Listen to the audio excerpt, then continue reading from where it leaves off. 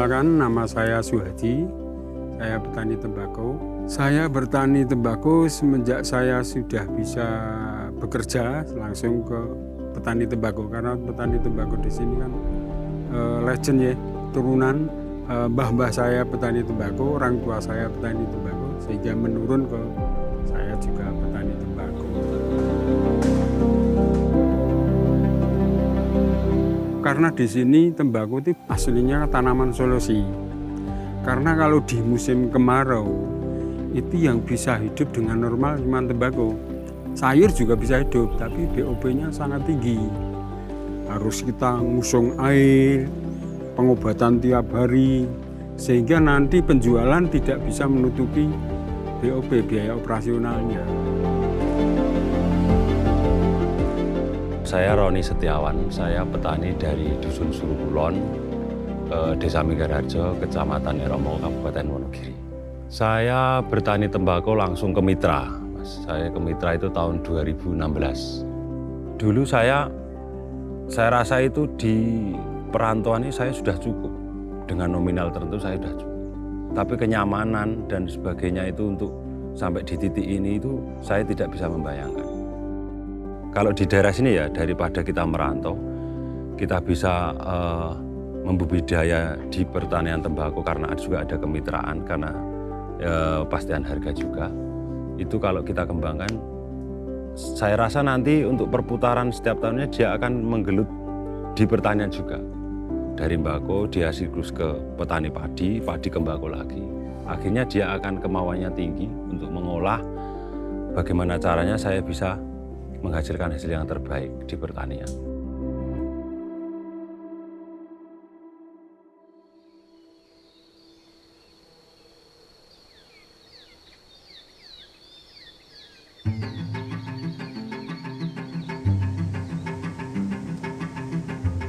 Bagi banyak petani di Jawa Tengah, membudidaya tembakau di musim kemarau adalah harga mati. Jika tidak tanaman ini, tak ada komoditas lain yang dapat bertahan dan menguntungkan saat ditanam di musim tanpa hujan. Sayangnya, bertani tembakau tak selamanya mudah seperti yang dibayangkan. Selain butuh keahlian dalam penanganan, bertani tembakau butuh banyak perhatian dari segi modal pembiayaan. Angka pengeluaran tak bakal dapat hasil yang menguntungkan jika petani tak menguasai permintaan pasar sebagai jaminan.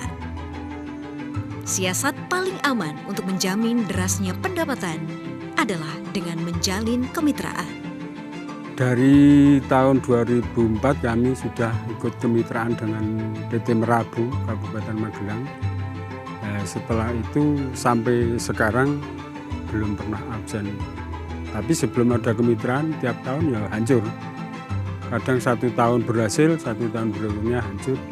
Sehingga setelah adanya bermitra dengan Merabu, ini kita menanam punya tujuan. Ibaratnya orang jalan itu sudah punya tujuan. Bermitra dengan PT Sadana Adi Nusa sejak tahun 2016 sampai sekarang. Saya kira saya sendiri juga yang merasakan dari tahun itu 2016, 2017 meningkat. Dulu kan merantau di Solo, saya rasa di Solo itu kok tidak ada perkembangan dan sebagainya. Saya mencoba karena ada kemitraan, jadi untuk kemitraan itu yang saya jadi poin pentingnya dia itu ada jaminan pasar. Saya sendiri berminat seperti itu untuk mengembangkan di rumah dan alhamdulillah dari tahun 2017 sudah fokus sampai sekarang sudah berjalan lancar. Strategi membangun kemitraan adalah cara jitu bagi petani memahami proses kerja industri. Kemitraan menjamin ketersediaan pasar yang nantinya bakal menyerap hasil pertanian mereka. Di Jawa Tengah sendiri, pola kemitraan seperti ini umum dilakukan. Banyak perusahaan mitra yang dibangun sebagai bagian dari rantai pasok tembakau untuk kebutuhan pabrikan. Selain Merabu, seperti yang disebutkan Suhadi, ada perusahaan lain yang turut serta di dunia pertembakauan Jawa Tengah, seperti Lampion, hingga Sadana Arif Nusa. Tujuan menjalin kemitraan dengan petani itu adalah bahwa mereka itu mempunyai kepastian pasar. Karena petani kita sebelum tanam itu ada legalitas sama kita. Artinya bahwa mereka menyatakan berapa ribu dia tanam, kemudian hak dan kewajiban dia apa, kemudian kita seperti apa, itu tertuang di dalam perjanjian dengan petani.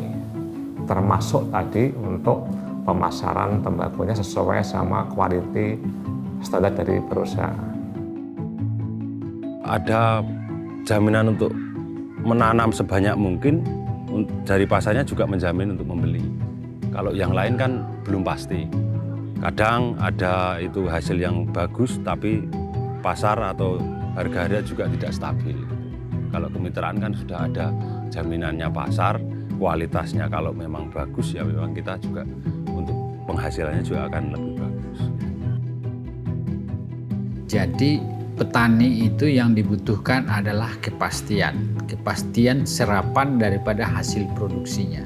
Artinya dalam melakukan usaha itu dia mengetahui bahwa apa yang dia produce, apa yang dia panen, apa yang dia hasilkan ini bisa terserap. Tapi di sisi yang lain, industri membutuhkan kestabilan daripada pasokan bahan baku dari petani, termasuk juga kualitasnya itu bisa dijamin. Nah, maka pola kemitraan itu harus dibangun sejak awal. Artinya sejak dilakukannya usaha tani itu petani sudah merasa bahwa saya sudah memulai waktu saya terbuang sejak mengolah tanah sampai dengan nanti panen, pasca panen itu pasti akan ada yang menyerap. Jadi memang perlu di sini pemerintah hadir untuk memberikan pembinaan, pelatihan, bantuan yang dibutuhkan oleh petani dan sebagainya untuk menjamin terjadinya kemitraan yang bagus, yang sehat dan sebagainya antara industri dengan petani. Sekarang itu di Magelang sendiri ya, yang bermitra itu paling kurang lebih baru 25% yang bermitra. Yang lainnya di produksi seperti di lintingan. Memang lakunya keras Mas untuk tembakau lintingan. Bisa 1 kilo itu 250, bisa 150 sampai 250 per kilonya. Tapi penjualannya tidak bisa serentak, itu harus kita nunggu tempo karena hanya mengandalkan pasar lokal, pasar tradisional. Tapi kalau dengan bermitra kita bisa menerima 1 kali, terus bisa untuk bercocok tanam lagi untuk berikutnya. Kemitraan memang bukan hanya soal menjamin ketersediaan pasar dan memenuhi kuota pasokan. Kemitraan juga soal kualitas, serta menjaga aset agar dapat hasil yang memuaskan dan berkelanjutan. Karenanya, untuk menjamin mutu, kemitraan dijalin bukan hanya dengan cara saling percaya, tapi juga menetapkan standar tertentu untuk kepentingan bersama. Kita ada SOP ya, mulai dari pembibitan sampai dari panen. Itu kita kawal dengan teknisi kita. Kita ada crop, kemudian kita environment, lingkungan, ya. Terus kemudian kita ada people. Dan petani itu dipastikan itu mengikuti standarisasi dari kita. Di kemitraan itu ada pendampingan khusus dari PPL sampai berjalan dari awal sampai akhir penjualan kita didampingi terus. Jadi untuk perawatannya juga sama. Kalau di lahan itu juga kita didampingi baik dari pestisida yang memang tidak ada residu yang berbahaya dan sebagainya. Itu kan sudah ada pendampingan khusus.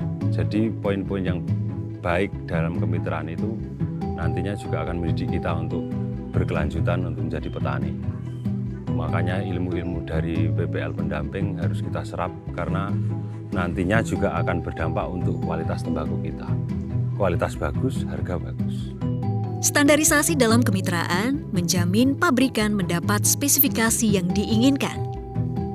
Dengan cara ini, bukan hanya korporasi mitra yang akan dapat barang sesuai keinginan, namun juga memberi petani patokan dan gambaran, mulai dari soal pengelolaan hingga spesifikasi produk yang bakal jadi unggulan. Dalam hal menghasilkan tembakau unggulan, salah satu standarisasi yang mulai dilakukan dalam beberapa tahun belakangan adalah soal memberi gula tambahan. Metode yang merusak kualitas ini cukup mencuri perhatian hingga harus dikomunikasikan agar menjadi pemahaman bersama. Sekarang tidak ada gula dimasukkan di tembakau. Kalau petani dianjurkan pakai gula jadi berlebihan ini, Mas. Yang sebenarnya satu keranjang itu kasihnya itu seperempat on gitu loh. Satu rigen ini seperempat on. Boleh ngasih bisa 1 on gitu loh. Untuk bandul itu malah tadi. Karena untung soalnya gula paling 15.000 sampai 20.000, kalau laku 50.000 kan ada keuntungan. Proses bisnis itu harus sesuai dengan standarnya, harus sesuai dengan yang dibutuhkan. Nah ini yang kita ajar terus kepada petani supaya ayolah jangan mau misalnya harus tambahi lagi dengan gula dan sebagainya. Banyak produk kita yang dulu hancur juga karena model tambahan seperti itu dan sebagainya. Karena mengejar keuntungan yang cepat tapi nanti tidak bisa continue. Sehingga itu termasuk bagian-bagian yang menjadi evaluasi untuk terus diajarkan kepada petani dan kelompok tani untuk tetap ayo jaga. Kepercayaan itu adalah hal yang penting di dalam berbisnis. Tembakau adalah komoditas bermutu yang harus selalu dijaga kualitasnya hingga dapat bernilai ekonomi tinggi. Setiap komitmen harus menjadi usaha bersama agar tak hanya satu pihak yang untung, sementara yang lain menjadi buntung. Setiap komitmen harus menjadi usaha bersama agar tembakau selalu pantas dijuluki sebagai tanaman si emas hijau. Sebetulnya kita bagaimana membuat suatu produk ini bisa menguntungkan kedua belah pihak ya. Jadi sisi petani juga mendapat keuntungan yang layak dari pekerjaannya, kemudian perusahaan pun mendapatkan tembakau yang sesuai yang dibutuhkan oleh pabrikan. Ya ke mitra sendi ya, penting kita sama-sama komitmen itu aja. Komitmen, kita sama-sama untung itu aja. Bertani ada jaminan pasar. Itu membuka peluang-peluang mereka untuk mengembangkan di daerahnya masing-masing. Jadi rata-rata perantauan sudah berkurang. Akhirnya pindah ke desa, mengembangkan perkebunan atau pertanian tembakau ini. Kami ya dari sektor pertanian ini berpesan bahwa kalau memang itu teman-teman itu membutuhkan yang seperti apa, harus disampaikan sejak awal. Artinya apa sih sebenarnya yang menjadi kebutuhan, apa sih rencana yang akan dilakukan di industri, sehingga apa-apa yang menjadi harapan, permintaan, syarat yang diinginkan itu bisa dibuat direncanakan sejak dari awal. Sehingga petani sebagai implementator di lapangan menerapkan sesuai dengan good agriculture practices-nya itu harus sesuai dengan, sehingga apa yang diminta pasar itu bisa dipenuhi. Sehingga stabilitas pasokan dan sebagainya ini bisa terjaga gitu.